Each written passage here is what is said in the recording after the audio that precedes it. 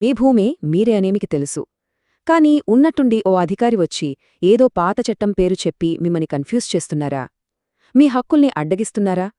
అయితే వాళ్ళు ఆయుధంగా వాడుతున్న ఆ సెక్షన్ 13 అసలు కథేంటో మనం తెలుసుకోవాల్సిందే. పదండి, దీని సంగతేంటో తేల్చేద్దాం. అబ్బా! ఈ ఒక్క మాట వినగానే గుండె ఆగినట్టవుతుంది కదూ! మన హక్కులన్నీ గాయలో కలిసిపోయాయా అనిపిస్తుంది. ఏళ్ల తరబడి ఉన్న మన రికార్డులు ఒక్కసారిగా చెల్లవని చెప్తే ఎవరికైనా ఆందోళన కలగడం చాలా సహజం. కాని ఆగండి, ఈ మాట వెనుకున్న అసలు నిజం వేరే ఉంది. ఇదేదో పొరపాటున నోరుజారి అనే మాట కాదండి. ఇది పక్కా ఒక వ్యూహం. చట్టం మీద పూర్తి అవగాహన లేని సామాన్యులను తప్పుదారి పట్టించడానికి, వాళ్లను నిరుత్సాహపరిచి వెనక్కి పంపడానికి వాడే ఒక ఎత్తుగడ ఇది. సమస్యకు మూలమంతా ఇక్కడే ఉంది. ఒకే ఒక్క పదం, రద్దు. దీన్ని అడ్డుపెట్టుకుని మీ పాత రికార్డులకు ఇక విలువలేదని, మీ హక్కులు చెల్లవని వాదిస్తుంటారు. మరి ఈ వాదనలో నిజమెంత? అసలు చట్టమేం చెప్తోంది? ఈ మొత్తం గందరగోళంలో చాలామందికి వచ్చే మొదటి డౌటేంటంటే, 1971 నాటి ఆంధ్రప్రదేశ్ చట్టంలో ఈ తెలంగాణ అనే మాట ఎందుకొచ్చింది? ఇక్కడే చాలామంది కన్ఫ్యూజ్ అవుతారు. దీని వెనుక ఉన్న లాజికేంటో చూద్దాం. ఇక్కడ విషయం చాలా సింపుల్ అండి. 1971కి ముందు అప్పటి ఉమ్మడి ఆంధ్రప్రదేశ్లో 2 వేర్వేరు భూ రికార్డుల సిస్టమ్స్ ఉండేవి. ఒకటి తెలంగాణ ప్రాంతానికి, ఇంకొకటి మిగతా ప్రాంతానికి. సో పరిపాలనలో గందరగోళం లేకుండా రాష్ట్రం మొత్తానికి ఒకే రూల్ ఉండాలనే ఉద్దేశంతో తెలంగాణ ప్రాంతంలో అప్పటిదాకా అమల్లో ఉన్న పాత చట్టాన్ని రద్దు చేసి ఈ కొత్త చట్టాన్ని అందరికీ వర్తింపజేశారు. అంటే సింపుల్గా చెప్పాలంటే, ఇక్కడ తెలంగాణ ప్రస్తావన అనేది కేవలం చట్టాలను ఒకటిగా కలపడానికి చేసిన ఒక ఏర్పాటన్మాట. అంతేగాని ఆ ప్రాంతంలోని ప్రజల పాత హక్కులను, రికార్డులను చెత్తబుట్టలో వేయడానికి అస్సలు కాదు. రైట్. ఇప్పుడు అసలు పాయింట్కి వద్దాం. అధికారులు పదే పదే చెప్పే ఆ రద్దు అనే పదానికి నిజమైన అర్థమేంటి? ఒక చట్టాన్ని రద్దు చేస్తే దాని కింద జరిగిన పనులన్నీ జీరో అయిపోతాయా? కానే కాదు. ఇక్కడే మనందరం తెలుసుకోవాల్సిన ఒక మ్యాజిక్ వర్డ్ ఉందన్నమాట. అదే సేవింగ్స్ క్లాజ్. రద్దు అంటే పాత చట్టం స్థానంలో కొత్త చట్టం అమల్లోకి వచ్చిందని అర్థం.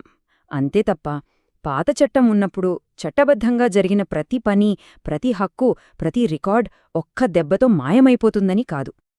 తేడా చాలా స్పష్టంగా ఉంది. చూడండి, ఒకవైపు అధికారులు మనకు చెప్పే కట్టుకథ, మరోవైపు చట్టం చెప్పే అసలు నిజం.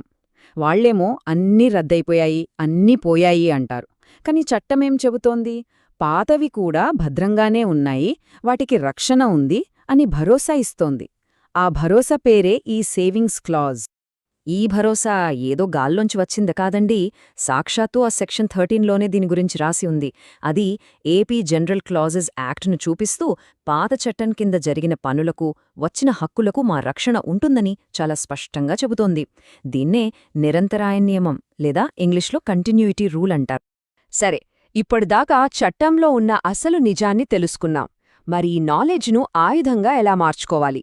వాళ్ళు చెప్పే కథనే మన బలంగా ఎలా తిప్పికొట్టాలి? ప్రాక్టికల్గా ఏం చెయ్యాలో ఇప్పుడు చూద్దాం. ఇది చాలామందికి ఎదురయ్యే ప్రాబ్లం.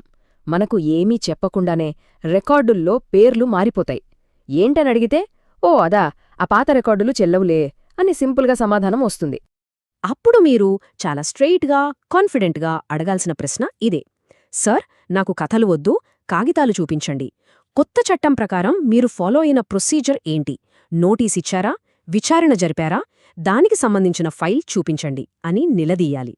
ఇక ఇంకో కామన్ సమస్య. మనం భూమి కొంటాం, రిజిస్ట్రేషన్ కూడా అవుతుంది.